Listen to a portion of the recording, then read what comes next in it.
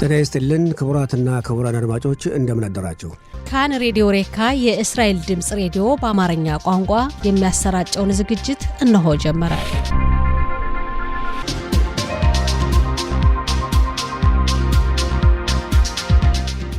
ሰላም ጤና ይስጥልን የተከበራችሁ አድማጮቻችን እንደምን አድራችኋል። እነሆ የዕለተ ማክሰኞ የጧቱ ስርጭታችን ይዘን ቀርበናል። ከዛ በፊት ግን ዛሬ ዕለቱ እንደ ዕብራውያን ዘመን አቆጣጠር አዮም ችልሽ ቴት ዛይን በሸቤት ታፍሽን ፔቫቭ እንደ አውሮፓ ዘመን አቆጣጠር ፌብሩዋሪ 3 2026 እንደ ኢትዮጵያ ዘመን አቆጣጠር ጥር 26 2018 ነው። የቴክኒክ ባለሙያችን ሻሮን ለርነር፣ ስቱዲዮ ተረኞች ወርቅነሽ እቴና ቹባይነን። እንደተለመደው ስርጭታችን እስከ ጠዋቱ 7 ሰዓት ይቀጥላል። በአንድ ሰዓት ስርጭታችን ውስጥ ዜና ይቀርባል። ከስቶች ለአንባቢያን ምን ይዘው ቀርበው የሚሉት እንመለከታለን። የዜና ትንታኔና የስልክ ውይይት ይኖረናል። እስከ ስርጭታችን ፍጻሜ ድረስ ቆይታችሁ ከኛ ጋር ይሁን እያልን አሁን ዜናውን በባልደረባዬ ወርቅነሽ እቴ አመሰግናለሁ። አይቸው አርዕስተ ዜና። በጋዛ ሰርጥ መልሶ ግንባታውን የሚቆጣጠረው የባለሙያዎች ኮሚቴ አርማ የፍልስጤም መስተዳድርን ምልክት ስለሚያካትት የጠቅላይ ሚኒስትር ቢንያሚን ኔታንያሁ ጽሕፈት ቤት መቃወሙ ተገለጸ። የተቃዋሚ ፓርቲዎች ሊቀመንበር ያኢር ላፒድ ከጠቅላይ ሚኒስትር ኔታንያሁ ስለ ጸጥታ መረጃ ተቀበሉ ተባለ። የሐማስ ድርጅት የጋዛን መልሶ ግንባታ የሚቆጣጠረው የባለሙያዎች ኮሚቴ ከገባ በኋላም በአካባቢው አስተዳደሩን ለመቀጠል ማቀዱን የሚያሳይ ሰነድ ትናንት ይፋ ሆነ። የአሜሪካው ፕሬዝዳንት ዶናልድ ትራምፕ ከኢራን ጋር ድርድር እየተካሄደ መሆኑን ገለጹ። የሚሉት ዋና ዋና ዜናዎች ናቸው። ዝርዝሩን እነሆ። በጋዛ ሰርጥ መልሶ ግንባታውን የሚቆጣጠረው የባለሙያዎች ኮሚቴ አርማ የፍልስጤም መስተዳድር ምልክት ስለሚያካትት የጠቅላይ ሚኒስትር ቢንያሚን ኔታንያሁ ጽሕፈት ቤት መቃወሙ ተገለጸ። የፍልስጤም መስተዳድር የጋዛ ሰርጥን መልሶ ግንባታ የሚያስተዳድረው ኮሚቴ አባል መሆን እንደሌለበት ከጠቅላይ ሚኒስትሩ ቢሮ በወጣው መልእክት ተገልጿል። ከጠቅላይ ሚኒስትሩ ቢሮ በወጣው መልእክት እንደተገለጸው ከዚህ በፊት የባለሙያዎች ኮሚቴ ለእስራኤል ያቀረበው አርማ አሁን በጋዛ ሰርጥ ከወጣው በእጅጉ የተለየ መሆኑ ተገልጿል። ጠቅላይ ሚኒስትር ቢንያሚን ኔታንያሁ ትናንት ምሽት ከአካባቢ የአረብ ሀገራት መሪዎች ጋር ተወያዩ ተባለ። በኢራን ላይ ይደርሳል ተብሎ የሚጠበቀውን ጥቃት በሚመለከት ከአረብ ሀገራት መሪዎች ጋር ያለው ቀጥታ ግንኙነት መከፈቱን ትናንት ምሽት በ11ኛው ቴሌቪዥን ጣቢያ ተዘግቧል። በጠቅላይ ሚኒስትር ኔታንያሁ ቢሮ ግን ዘገባውን አስተባብሏል። የተቃዋሚ ፓርቲዎች ሊቀመንበር ያኢር ላፒድ ትናንት ምሽት ከጠቅላይ ሚኒስትር ቢንያሚን ኔታንያሁ ስለ ወቅታዊ ጸጥታ መረጃ ከተቀበሉ በኋላ ከኢራን የሚቃጣውን ጥቃት ለመከላከል እስራኤል አንድ መሆኗን ተናገሩ። ላፒድ በጸጥታው ጉዳይ ያለውን መረጃ ከተቀበሉና ከኔታንያሁ ጋር ከተወያዩ በኋላ ባሰሙት ንግግር እንደዚህ አይነቱን ዛቻ ለመከላከል በመካከላችን የሀሳብ ልዩነት የለም በማለት እስራኤል ሽብርተኛውን የኢራን አስተዳደር ለመከላከል በአንድ አቋም መዋሃዳችን በኢራንም ሊያውቁት ይገባል ማለታቸው ታውቋል። ኢታማጆር ሹም ኢያል ዛሚር የመከላከያ ሰራዊቱ ከምንጊዜውም በተሻለ ሁኔታ በተለያዩ ግንባሮች ለሚከፈቱ ጦርነት በንቃት የተዘጋጀ መሆኑን ገለጹ። ኢያል ዛሚር ይህን ንግግር ያሰሙት የመከላከያ ሰራዊቱ ብቃቱን ለማሻሻል ባካሄደው መደበኛ ልምምድ መጨረሻ ላይ በተዘጋጀ ጉባኤ ላይ መሆኑን ከደረሰን ዘገባ መረዳት ችለናል። የሐማስ ድርጅት የጋዛን መልሶ ግንባታ የሚቆጣጠረው የባለሙያዎች ኮሚቴ ከገባ በኋላም በአካባቢው አስተዳደሩን ለመቀጠል ማቀዱን የሚያሳይ ሰነድ ይፋ ሆነ። ሐማስ ይፋ ያደረገው ሰነድ ለ11ኛው ቴሌቪዥን ጣቢያ የደረሰ ሲሆን ሐማስ ያዘጋጀውን ሚስጥራዊ ሰነድ ሰሞኑን ለድርጅቱ ስራ አስፈጻሚዎች የበተነ መሆኑ ተገልጿል። የተዘጋጀው ሰነድ ከአዲሱ መንግስት ጋር የሚሰሩና የማይሰሩ ሀሳቦችን በዝርዝር ያካተተ ሲሆን ሐማስ ስራ አስፈጻሚ ተንቀሳቃሾቹ መደበኛ ስራቸውን እንዲቀጥሉና ከአዲሱ መንግስት አባላት ጋርም ግንኙነት እንዳይኖራቸውና መረጃዎችንም እንዳይሰጡ መመሪያ ሰጥቷል። የሐማስ ዓላማ አዲስ የተቋቋመው የባለሙያዎች ኮሚቴ ሳያውቅ አስተዳደሩን ውስጥ ለውስጥ እንዲቀጥል ለማድረግ መሆኑ ተገልጿል። የአሜሪካው ፕሬዝዳንት ዶናልድ ትራምፕ ከኢራን ጋር ድርድር እየተካሄደ መሆኑን ገለጹ። ትራምፕ በዋይት ሀውስ ቤተ መንግስት ከጋዜጠኞች ጋር ባካሄዱት ውይይት በድርድሩ ስምምነት ላይ ከተደረሰ መልካም ነው፣ ካልሆነ ግን መጥፎ ሁኔታዎች በኢራን ይከሰታሉ ያሉ ሲሆን በጣም ታላቅ ወታደራዊ ኃይል ወደ ኢራን እየተጓዘ መሆኑን ገልጸው በቅርቡም ወደ አካባቢው ይደርሳል ብለዋል። በያዝነው ሳምንት መጨረሻ የአሜሪካው ፕሬዝዳንት መልእክተኛ ከኢራን ተወካዮች ጋር በቱርክ ድርድር ይጀምራሉ ተብሎ የሚጠበቅ ሲሆን ኢራን የተፈጠረውን ውጥረት ለማርገብ የኒውክሌር ግንባታ ፕሮግራሟን ለማቆም ብሎም ለመዝጋት እንደምትስማማ የሀገሪቱ ባለስልጣናት ለኒውዮርክ ታይምስ ጋዜጣ ገልጸዋል። ከዚህ ጋር ተያይዞ በኢራን ለአካባቢው ልማት የሚውል የኒውክሌር ኃይል እንዲኖር ባለፈው ዓመት ዶናልድ ትራምፕ ባቀረቡት ሀሳብ መስማማትን እንደሚመርጡ ዘገባው ተመልክቷል። በእስራኤል በኩል ከኢራን ጋር የሚካሄደው ድርድር አሁንም ሊያቆም ስለሚችል ፕሬዚዳንት ዶናልድ ትራምፕ በኢራን ላይ ጥቃት እንዲወሰድ ይወስናሉ የሚል ግምት መኖሩ ተገልጿል። ትናንት ቀደም ብሎ በወጡ መረጃዎች በአሜሪካና በኢራን መካከል የተፈጠረውን ውጥረት በድርድር ለመፍታት እየተሞከረ መሆኑ የተገለጸ ሲሆን የመካከለኛው ምስራቅ የዶናልድ ትራምፕ ልዩ መልእክተኛ ስቲቭ ውትኩፍ ከኢራኑ የውጭ ጉዳይ ሚኒስትር አባስ አራክቺ ጋር የፊታችን አርብ በቱርክ ኢስታንቡል ከተማ ይገናኛሉ ተብሎ እንደሚጠበቅ የአሜሪካ መንግስት ባለስልጣናት ለሮይተርስ የዜና ምንጭ ገልጸዋል። እንደ ዘገባው የአሜሪካው ፕሬዝዳንት በኢራን የኒውክሌር ግንባታ መርሃ ግብርና በሌሎች ተጨማሪ ጉዳዮች ዙሪያ መወያየት እንደሚፈልጉ ተገልጿል። በመጨረሻም የአየር ንብረት ትንበያ። ዛሬ የሙቀቱ መጠን ይቀንሳል። በመካከለኛውና በሰሜን እስራኤል አካባቢ በነጎድጓድ የታጀበ ዝናብ አልፎ አልፎ ይዘንባል። በነጌቭ ሰሜናዊ አቅጣጫ ቀላል ዝናብ እንደሚኖርና በይሁዳ በረሃና በሙት ባህር አካባቢ የጎርፍ መጥለቅለቅ ይፈጠራል የሚል ስጋት እንዳለ የአየር ንብረት ትንበያ ባለሙያዎች ከላኩልን ዘገባ መረዳት ችለናል። የዛሬው ቀን የሙቀት መጠን በዲግሪ ሴንቲግሬድ በኢየሩሳሌምና አካባቢዋ 13፣ በቴል አቪቭና በሃይፋ ተመሳሳይ በመሆን 18፣ በብኤርሸባ 17፣ በኢላትና አካባቢዋ 22 ዲግሪ ሴንቲግሬድ ይደርሳል። አይቸው ዜናው አበቃ። ወርቅነሽ እናመሰግናለን ስለ ዜናው።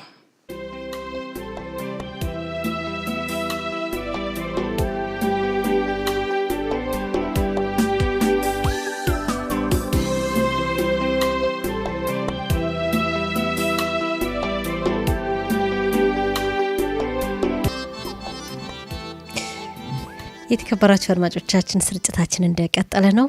አይቸው እንደምን አደርክ? እንደምን አደርሽ ወርቅነሽ? ደህና አደርሽ? ደህና ነኝ። ጋዜጦች እንግዲህ የተለያዩ ርዕሰ ጉዳዮችን ተመልክተዋል። ተዘጋጅተሃል? እንዴት ነው ዛሬ ምን አቅርበዋል? እስቲ እንግዲህ ከሞላ ጎደል ተዘጋጅተናል። ያው አብዛኛውን በኢራንና በአሜሪካ መካከል ባለው ውጥረት ነው እንግዲህ በመጀመሪያ ሽፋናቸው ላይ በሰፊው ጽፈውት የምናየው። ያው እንደተለመደው እስራኤል ዮም፣ ማዕሪቭ፣ የዲዮት አሮኖትና ሀሬት አሉ። ሁሉም የጀመሩት በዚህ ነው። እንመለከተዋለን። እንግዲህ በእስራኤል ዮም ስንጀምር በተለይ በኢራንና በአሜሪካ መካከል ያለው ውጥረት ነገ የፊታችን አርብ ኢስታንቡል ቱርክ ውስጥ ተገናኝተው ድርድር እንደሚጀምሩ ተጠቅሶ ይታያል። በማከታተልም በተለይ መካከለኛው ምስራቅና የፋርስ ባህረ ሰላጤ ሀገራት ኢራንን የሚመለከቷት እያንዳንዱ በግሉ በራሱ መነጽር ነው የሚመለከቷት የሚል ጽሑፍም ታይቷል።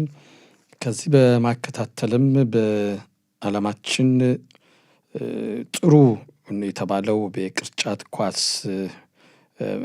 መጫወቻን ብለው የሚጫወቱበት ኤንቢኤ የተባለ የሚጠራው አሜሪካ ውስጥ ያለው ማለት ነው። ከዛ የሚጫወተው ዳኒ አቫዳ የተባለው እስራኤላዊ ጥሩ ወይም ጀግና ከተባሉ ከ24 ተጫዋቾች አንዱ ሆኖ ተመረጠ የሚል ጽሑፍ አለ። ከዛም በማከታተል በተለይ የመኪና አደጋን በተመለከተ የሚሰጠው ቅጣት ሊያስፈራራ አልቻለም ወይም ሾፌሮች ትኩረት ሰጥተው እንዲያሽከረክሩ አልረዳም በማለት በሰፊው የተጻፈ ጽሑፍ አለ።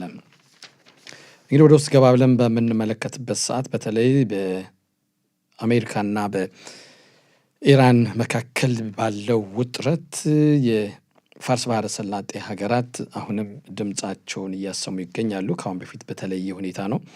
በተለይ ደግሞ በሳዑዲ አረቢያ የሚያሳዩት ሁኔታ ሳዑዲ አረቢያ መጀመሪያ ወደ ጦርነት አሜሪካ ኢራን ላይ ጥቃት እንዳታደርስ የሚል ሁኔታ ሳይተው ነበር። እንደገና የመከላከያ ሚኒስተሩ ደግሞ አሜሪካ በኢራን ላይ የዛተችውን ዛቻ ጥቃት ካላደረሰች የኢራን አሁን ያለው አያቶላ መንግስት ይጠናከራል የሚል ያሰሙበት ነበር። ዞሮ ግን ምንም እንኳ አሁን ሁሉም ቢሆን በግልጽ ወጣው አንዳንዶች ቢናገሩም በውስጥ ግን በጀርባ ግን ይህ የአያቶላው መንግስት እንዲወድቅላቸው ሌላ መንግስት እንዲቀየር ከፍተኛ ፍላጎት እንዳላቸው የሚያሳይ ነው ይላል። በአንድ አርኤል ካህና የተሰኙት በዚህ ጋዜጣ የዘወትር አስተያየት ሰጭ በተለይ ሳውዲ አረቢያ የምትመርጠው ምርጫዋን በደንብ ትኩረት ሰጥታ ብትመርጥ ይሻላል፣ ወደሚያጠቃው ብትጠጋ ይሻላል በማለት ያስጠነቀቁት ጥንቃቄ አለ። ኢራን ሳውዲያም እንደሚያስቡት የኢራን መንግስት ከስልጣን ሊወድቅ የሚችለው ምናልባት በኒውክሌር ቦምብ ዙሪያ ባለው እንጂ ህዝብ ላይ ባደረሰው ጭፍጨፋ ላይሆን ይችላል በማለት የተናገሩት ሁኔታ አለ።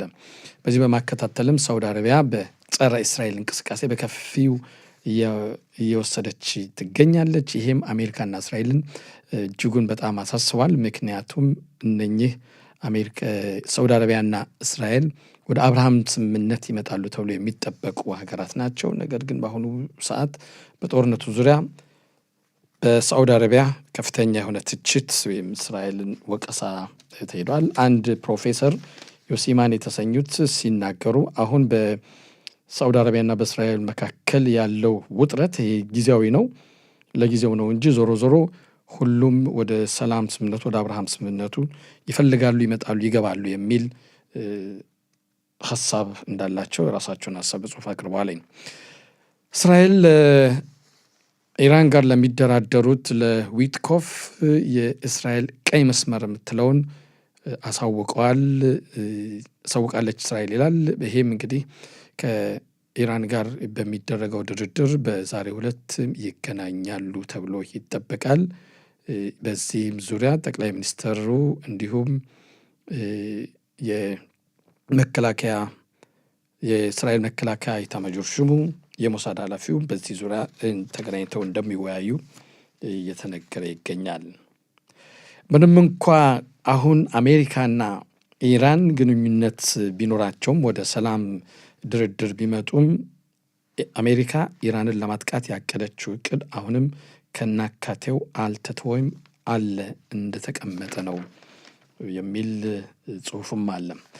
ከዛ ጸረ እስራኤል እንቅስቃሴን በማስመልከት በተለይ በይሁዳና ሰማሪያ ያሉ ፍልስጤማውያኖች በየመስጊዳቸው የሚያደርጉት እንቅስቃሴ ወይም ቅስቀሳ ጸረ እስራኤል ቅስቀሳ እጅግ በጣም አሳሳቢ ነው ይላል። በዚህ ጽሁፍም ይህም በተለይ አንዳንድ ኢማን የሚሏቸው ወይም የአንዳንድ መስጊድ ኃላፊ የምእመናን የጸሎት ኃላፊ ነን ባዮች ከጸሎት በኋላ የሚያሰሙት ንግግር ጸረ እስራኤል እንቅስቃሴ እንዲፋፋምና ሐማስ ተመልሶ እንዲደራጅ ያላቸውን ምኞት እየገለጹ ይገኛል። በዚህ ዙሪያም ነገ እስራኤልን ወይም ጸረ እስራኤል እንቅስቃሴ ያደረገው በሙሉ ዞሮ በሕግ እንደሚጠየቅ እዚህ ጋዜጣ ላይ ተጽፏል። ወደ ጥምሩ መንግስት ስንመጣ ጥምሩ መንግስት ሰሞኑን የ2026 ባጀትን ለማሳለፍ ጥረት እየተደረገ ይገኛል። በተለይ ጽዮኑ ታዳቲት የተሰኘው ፓርቲ የራሱን የሆነ ጥያቄ ይዞ የቀረበበት ሁኔታ አለ። ያም በተለይ በዚህ ባጀት ለመደገፍ እኛ እንድንደግፍ ከፈለጋችሁ ሀሪዲም ማለት ማን ነው የሚለው ዙሪያ በህግ ይደንገግ የሚል ሀሳብ ይዘው እንደቀረቡ በዚህ ጽሁፍ በዚህ ገጽ ላይ ተጽፏል። አንዳንድ ከፍተኛ ባለስልጣናት በተለይ በፖሊስ ዙሪያ ቤንጊቪር ያሁን ያሉትን የፖሊሱን አዛዥ ዳኒ ሌቪን ለመቀየር እንቅስቃሴ እያደረጉ ነው በማለት ሚስጥራዊ ዜና የሚመስል ያወጡት ነገር አለ። በውጭ ሀገር ጋዜጠኞች ላይ በተለይ በእስራኤል ቁጭ ብለው ጸረ እስራኤል ዘገባ የሚያደርጉት ላይ ከፍተኛ የሆነ ቁጥጥር ሊደረግባቸው ይገባል በሚል ጽሁፍ እዚህም ተጽፎ ይታያል። ከአሁን በፊትም በተለይ አልጀዚራ የተሰኘው የካታር የቴሌቪዥን ጣቢያ እንደተከለከለ የሚታወስ ነው። ሌሎችም ጸረ እስራኤል እንቅስቃሴ ዘገባ የሚያቀርቡ እንዳሉ ከወዲሁ ተጠንቅቆ ይታያል። እልባት ተሰጠው የተባለ ነው። በመስመር በተለይ ለሹፌሮች ይሄ ደግሞ የወጣው መመሪያ ነው። እስካሁን ድረስ የሚሰጠው ቅጣት ምንም ቢሆን ሾፌሮችን የሚያስደነግጥ አይደለም፣ ወይም ከስተታቸው እንዲማሩ የሚያደርግ አይደለም። በተጠየቀው ጥያቄ መሰረት በተለይ ግምገማ ተደርጎ ከ46 እጁ ከተጠያቂዎች 46 እጆች በአለፈው ዓመት ሰክረው መኪና እንዳሽከረከሩና ወይም በአደንዛዥ እጽ ተጠቅመው መኪና እንዳሽከረከሩ ተናግረዋል። ይህም እጅግ አሳሳቢ ነው በማለት ኦር ያሮክ የተሰኘው ዋና ስራ አስኪያጅ የተናገሩት ሁኔታ አለ። ቅጣቶችም የተሻሻለ ሁኔታ አለ። በዚህ ላይ እንግዲህ መኪና እያሽከረከርን ስልክ ስናወራ ወይም ስልኩን ሲነካካ የተገኘው የተያዘ ሹፌር የ1000 ሸቄል ቅጣት ይቀጣል፣ 8 ነጥብ ይወሰድበታል። መኪናው ያልተስተካከለ ወይም ጉድለት ያለው መኪና ስናሽከረክር ከተያዘን ደግሞ እንደ መኪናው ጉድለት ቅጣት ይሰጠዋል። በፍጥነት በከተማ መሀል ከከተማ ወደ አንድ ከተማ ሲያሽከረክሩ ከ20 ኪሎ ሜትር ከተፈቀደው ከ20 ኪሎ ሜትር ፍጥነት በላይ ሲያሽከረክር የተገኘው 250 ሸቄል ይቀጣል። በፍጥነት በከተማ ውስጥ ሲያሽከረክር የተገኘ በተለይ ከ21 እስከ 30 ፍጥነት በሚለው ከዛ የበለጠ ሲያሽከረክር የተገኘ 750 ሸቄል ይቀጣል፣ 8 ነጥብ። ሰክረው ሲያሽከረክሩ የተገኙት ወዲያውን ወደ ፍርድ ይቀርባሉ፣ 10 ነጥብ ይቀጣሉ። እርሻውን ወይም መኪና እንዳያሽከረክሩ የታገዱት ወዲያውን ወደ ፍርድ ቤት ተጠርተው በፍርድ ቤት ጉዳያቸው ይታያል። ቀበቶ የማያስር ካለ ደግሞ 250 ሸቄልና 6 ነጥብ ይቀጣል። ሕፃናትን ከ7 እስከ 14 ዕድሜ ክልል ውስጥ ያሉትን ቀበቶ ሳያደርጉ ወይም ተገቢውን እነሱን በመኪና ለመውሰድ ተገቢውን ስርዓት ያላደረጉ 500 ሸቄልና 2 ነጥብ ይቀጣል። ይህ ደግሞ በቀይ ትራፊክ መብራት ጥሶ የሄደ 1500 ሸቄልና 10 ነጥብ ይቀጣል። አሽከርካሪዎች ልብ በሉ። ይህም ከቅጣቱም አንጻር ሕይወትን ማጣትም አለ እና ትኩረት ሊሰጠው ይገባል።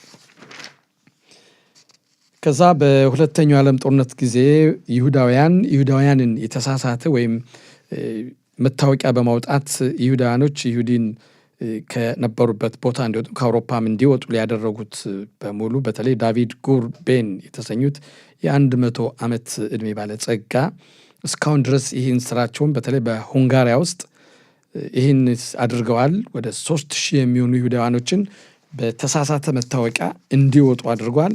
እሳቸው ግን እስካሁን ድረስ እውቅና በሀገሪቱ ዙሪያ እውቅና አልተሰጣቸውም። ምናልባት ከአሁን በኋላ ሊሰጣቸው ይችል ይሆናል የሚል ጽሑፍ አለ። ማዕሪብን ስንመለከትም በኢስታንቡል የሚደረገው የሰላም ውይይት በማለት ከኢራን ጋር አሜሪካ የምታደርገውን የሰላም ውይይት በተመለከተ በሰፊው ጽፎት ይገኛል። ይህም እንግዲህ የአሜሪካው በመካከለኛው ምስራቅ መልእክተኛ የሆኑት ስቲቭ ዊትኮፍ እንዲሁም ጃረድ ኩሽነር እንደሚገኙ የተገለጸው ዳለም አንድ የሐኪም ታካሚዎችን ፕሮፌሰር ነው፣ አሬ ለቪን ይባላል። ታካሚዎችን በጉልበት ደፍሯል በመባል ተከሶ ነበር። አሁን ክስ ቀርቦበታል። ክሱም በተስማምተው ያው ከስራ ገበታው እንዲሰናበትና ቅጣትም እንደሚሰጠው በዚህ ተጽፎ ይገኛል። የአሜሪካና የኢራን ወደ ሰላም የሚያደርጉትኝ ውይይትም በከፍተኛ ደረጃ መነጋገሪያ ሆኗል። በዚህም በሰፊው ተጽፎ ይገኛል። በትናንትናው ዕለትም መከላከያ ሰራዊት የሂዝቡላን አየር በሰው አልባ የሚበሩ አውሮፕላኖችን ሲያንቀሳቅሳ ሲጠግን የተገኘ በደቡብ ሊባኖስ የተገኘ አንድ ሽብርተኛ መገደሉን ታውቋል። በዚህ ሳምንት በዚህ ባሳለፍነው የመጨረሻ ሳምንት እስከ ትናንትና ድረስ 11 ሽብርተኞችን በአየር ላይ መከላከያ እንደገደል አስታውቋል። የእስራኤል የመሳሪያ የሚያመርተው ኢንዱስትሪ በተለይ ሲንጋፖር ውስጥ በሚደረገው የመሳሪያ ሽያጭ በተሰጠ ቦታ በከፍተኛ ደረጃ ለኤግዚቢሽን ቀርበዋል። ይህም የአብዛኛዎችን የዚህ ኤግዚቢሽን ተሳታፊዎች አይን እንደሳበ ነው። ይህም በተለይ ጸረ ሚሳኤል የሚያከሽፉና ረጅም ርቀት የሚንዘገዘጉ ሚሳኤሎችን በተለይ እስራኤል የመንን ያጠቃችበት መሳሪያ በዚህ ቦታ በኤግዚቢሽን ቀርበዋል በማለት በሰፊው ተጽፎ ይገኛል። ጠቅላይ ሚኒስትር ቢንያሚን ኔታንያሁና የተቀናቃኝ ፓርቲ መሪ የሆኑት ያይር ላፒድ በትናንትናው ዕለት በክነሴት በነበራቸው እያንዳንዱ ባደረጉት ንግግር ባሰሙት በኋላ በመገናኛ መረቦች አንዱን ሲወቅሱና ሲወቃቀሱ ማምሸታቸውን በዚህ ተገልጿል። ወደ አዛ ከህግ ውጭ ሸቀጦችን አስተላልፈዋል ተብሎ የተጠረጠሩት በዚህ ሳምንት በክስ ይቀርባቸዋል ተብሎ ነበር። ወደ ታወቀ ጊዜ ክሱ እንደተራዘመ በዚህ ጋዜጣ ላይም ተጽፎ ይታያል። ክነሴት በትናንትናው ዕለት በተለይ አሁን ክነሴት የሚጠቀሙበትን 60ኛ ዓመት በደማቅ ሁኔታ አክብረውታል። በዚህ ዙሪያ እንግዲህ የከፍተኛው ፍርድ ቤት ዳኛ ፕሬዚዳንት ይጽሐቅ አሚትና የእስራኤል ፕሬዚዳንት ሄርዞግ አለመገኘታቸው መነጋገሪያ መሆኑ እንደቀጠለ ነው። በማከታተልም ወደ የዲዮት አህሮኖት በምንመጣበት ሰዓት የዲዮት አህሮኖትን በተለይ በሰፊው በመጀመሪያ ሽፋኑ ላይ ያስቀመጠው በነቲቮት ከተማ መከላከያ የአየር ኃይላችን የፓይለቶች ወይም የአውሮፕላን አብራሪዎች ትምህርት ቤት ለመጀመሪያ ጊዜ በነቲቮት እንደሚከፍቱ ያሳወቁበት በጥሩ ሁኔታ ተጽፎ ይገኛል። ዳኒ አቫዲያ የተሰኘው ቀደም ሲል እንደተናገርነው በእስራኤላዊ ስፖርተኛ በኤንቢኤ በተሰኘው በዓለም ድንቅና ምርጥ ተጫዋቾች የሚጫወቱበት ክለብ ውስጥ ይጫወታል። በዚህም ምርጥ የተባሉ ከ24 ኦልስታር የተባለ የሚጠራው ልዩ ተጫዋቾችን ጥሩ ተጫዋቾችን መርጦ የሚያጫውተው ክለብ መጨመሩ እሱም መቀላቀሉ ሲናገር እጅግ በጣም ደስታ እንደተከፈተውና ለዚህ ጉልበት የሆነ ህዝብ እስራኤል ነው። እስራኤል ሀገሬን ወክዬም በዚህ በመጫወቴ በመመረጤ በመግባቴ ደስታ ይሰማኛል። እኔ ተደሰትኩት፣ እናንተን ደስ ይበላችሁ በማለት ጽፏል። እስራኤልና አሜሪካ በቀይ ባህር አካባቢ የባህር ኃይል ልምምድ አደረጉ ይላል። የቀድሞው ጠቅላይ ሚኒስትር ናፍታሊ ቤኔት ምናልባት እኔ መንግስት ማቋቋም ከቻልኩ ከአረብ ፓርቲዎች ጋር አብሬ መንግስት አልመሰርትም ሲሉ ተናገሩ። ባለፈው መሰርተው እንደነበር የሚታወስ ነው። የዲሞክራት ፓርቲ ሊቀመንበር የሆኑት ያይር ጎላን ሲናገሩ እኛ መንግስት የምናዋቅር ከሆነ ለይሁዳና ሰማሪያ ባጀት አይመደብም በማለት የጻፉት ጽሑፍ ላይ ይታያል። ሀሬትን ስንመለከት ሀሬት በተመሳሳይ መልኩ ነው የጻፈው። መከላከያ ሰራዊት የሐማስን መሳሪያ ለመሰብሰብ ቅድመ ዝግጅት እያደረገ ነው በማለት ከሁሉም የተለየ የጻፈው ጽሑፍ አለ። ከዚህ ውጭ ግን በዚህ ጋዜጣ ላይ የተጻፉትም አንድ አይነት ተመሳሳይ ስለሆነ ጊዜ ለመቆጠብ ያህል ዘለነዋል። ክቡራትና ክቡራን አድማጮቻችን ገጾች አንባብ ለአንባቢያን ምን ይዘው ቀረቡ የሚሉት ከሞላ ጎደል የስካኑ ነበር።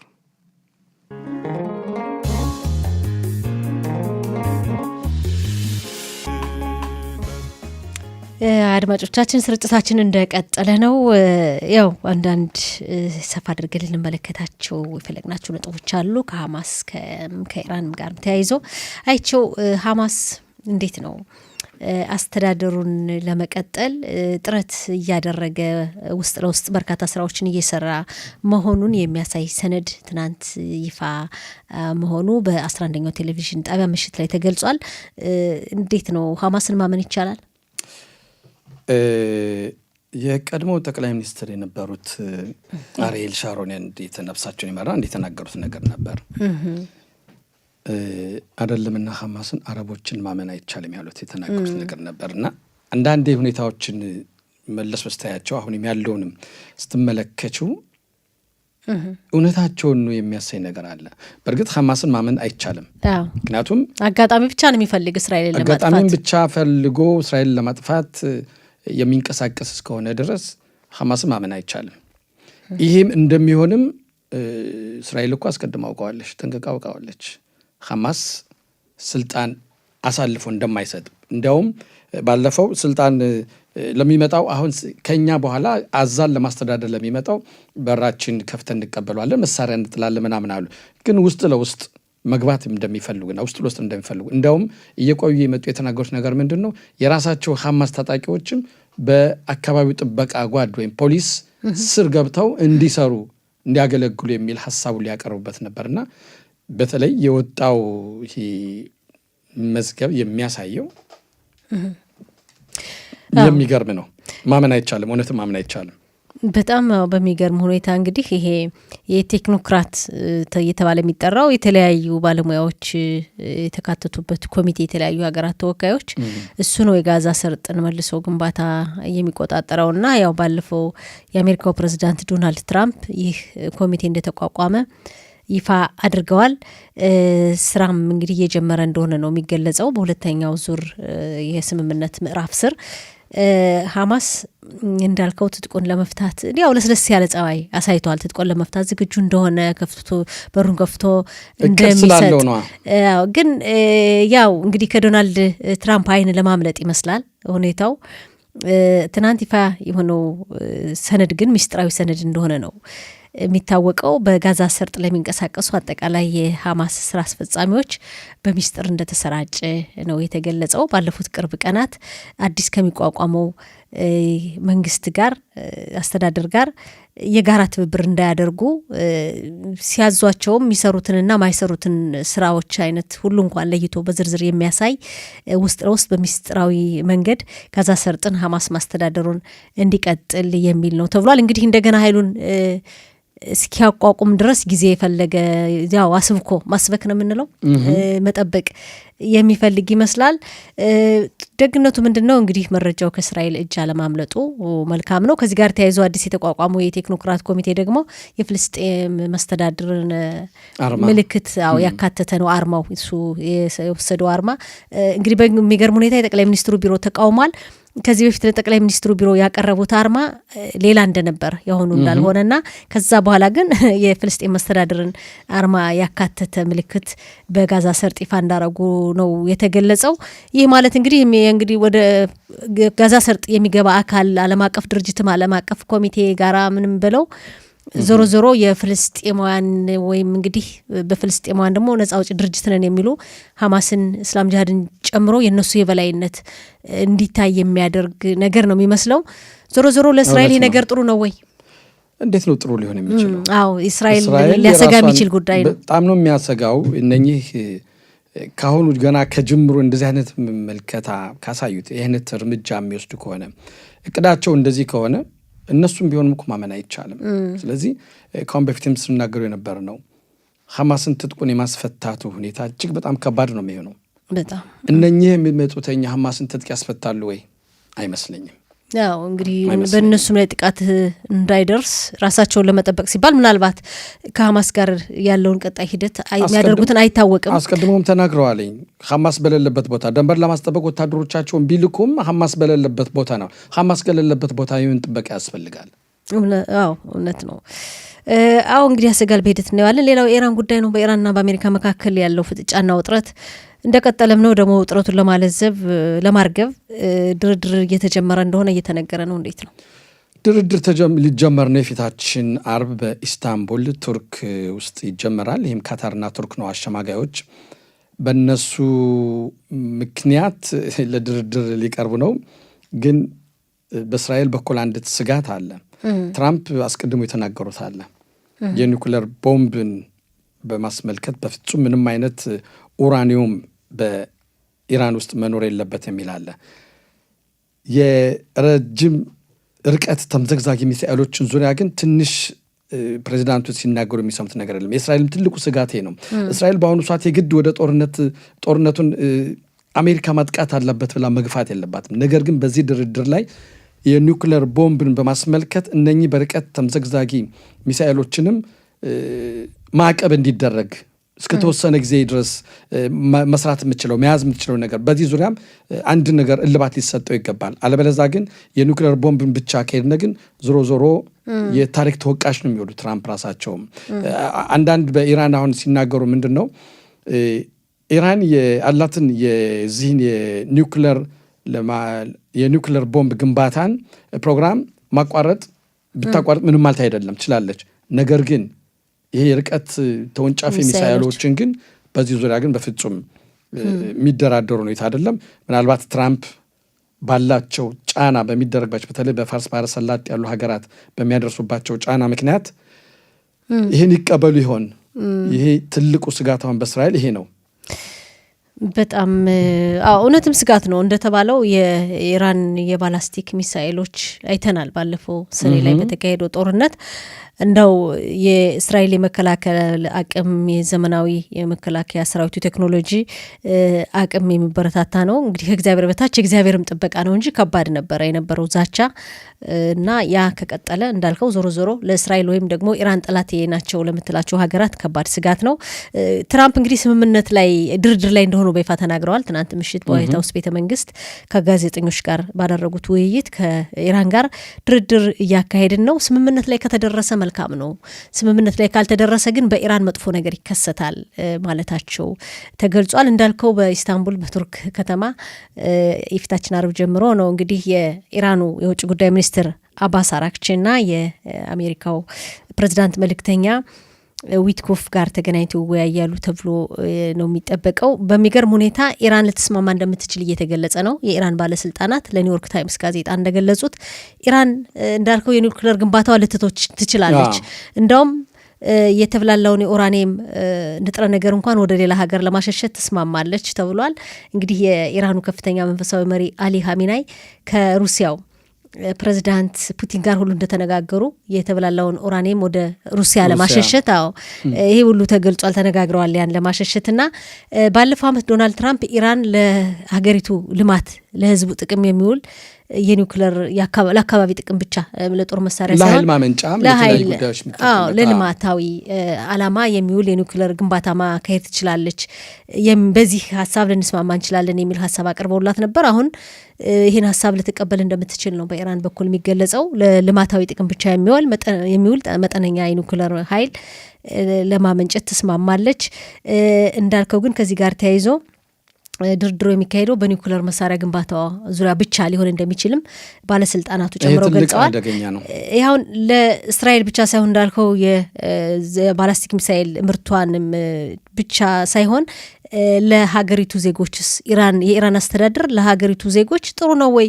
አሁን የተነሳው የህዝብ ተቃውሞ ታፍኖ የወጣ እሳት ነው፣ ጭስ ነው እና ይህን እሳት ካላጠፉት ለህዝቡ መሰረታዊ መብቶችን የሚያስጠብቅ የሀገሪቱን የተፈጥሮ ሀብት ለልማታዊ አላማ ለህዝቡ ጥቅም የሚያውል አስተዳደር ካልኖረ በኢራን አሁንም ዞሮ በመንግስትና በህዝብ መካከል ይሄ የተቋጠረው ቁስሉ እንዳለ ይቀጥላሉ። ከባድ ነው የሚሆነው። እንግዲህ ያለው ሁኔታ እንዳልከው ነው የሚመስለው። ከሞላ ጎደል መጨምረው ነገር ካለ ህዝቡም ቢሆን የኢራን ህዝብ እጅግ በጣም ያሳዝናል። ተጨቆኖ ነው የሚኖረው። 47 ዓመት እየተቀጠቀጠ ነው የሚኖረው። አሁን እንኳን በነበረው ሰላማዊ ሰልፍም ያን ያህል መስዋዕት ከፍለው ውስጣቸው አሁንም እሳት እንደነደደ ነው ያለው። አሜሪካ ዶናልድ ትራምፕ መጀመሪያ አካባቢ ቃል የገቡትን አሁን ላይ ያደርጉትም ይችላሉ። ብቻ በጣም ከባድ የሆነ ይህ ነገር ከሆነ የታሪክ ተወቃሽ እንደሚሆኑ ነው ትራምፕ። ምክንያቱም ኒውክሌር ቦምቡ ብቻ አይደለም የሚያሳስበው፣ ተምዘግዛጊ ሚሳይሎችም አለ። የፋርስ ባህረ ሰላጤ ሀገራት እንኳ አሁንም በፖምቤ እየወጡ ጥቃት እንዳይደርስ ቢሉም ውስጡን እኮ በደንብ የሚፈልጉ ናቸው። እስከ ዛሬ ድረስ እኮ በዚህ ዙሪያ እልባት ሰጠው አላውቁም። የሆነ ነገር ተናግረው አልኩም፣ ዝም ነበር የሚሉት። አሁን ግን ኢራን መዛት ጀመረች። እኔ ጥቃት ከደረሰብኝ እናንተ ማርፋችሁ አተኙም በማለት ለእነሱን መዛት ጀመረች። የውጭ ጉዳይ ሚኒስትሩም ከስንቴ ነው አንዴ በግብፅ አንዴ ካታር አንዴ እንደዚህ እያሉ እየተመላለሱ ያሉትኝ እና ይሄ ትራምፕ ድርድሩን ምናልባት የሆነ ሰበብ ፈጥረው ድርድሩን እምቢ ብለው ተመልሰው ወደ ጥቃት ሊገቡ ይችላሉ ይሆናል የሚል በእስራኤል በኩል በተለይ በጣም ከፍተኛ የሆነ ግምት አለ። በእስራኤል በኩል አሁንም መከላከያ ሰራዊቱ ቅድመ ዝግጅት እያደረገ እንደሆነና ኢራን ዞሮ ዞሮ የአሜሪካ መንግስት በማታለል በመደለል ውስጥ ለውስጥ ያው የስራውን ሁሉ እንደምትቀጥል ነው የሚጠበቀውና እንግዲህ ትራምፕ ደግሞ ከገባቸው በቀጥታ ወደ ጥቃት ይሄዳሉ፣ ጥቃት እንዲደርስ አስቸኳይ ውሳኔ ላይ ይደርሳሉ የሚል በጣም ከፍተኛ ግምት አለ በእስራኤል በኩልና ላይቀር የሚችል ይሆናል ጥቃቱ። የምናየው ጉዳይ ነው። እንቀጥላለን።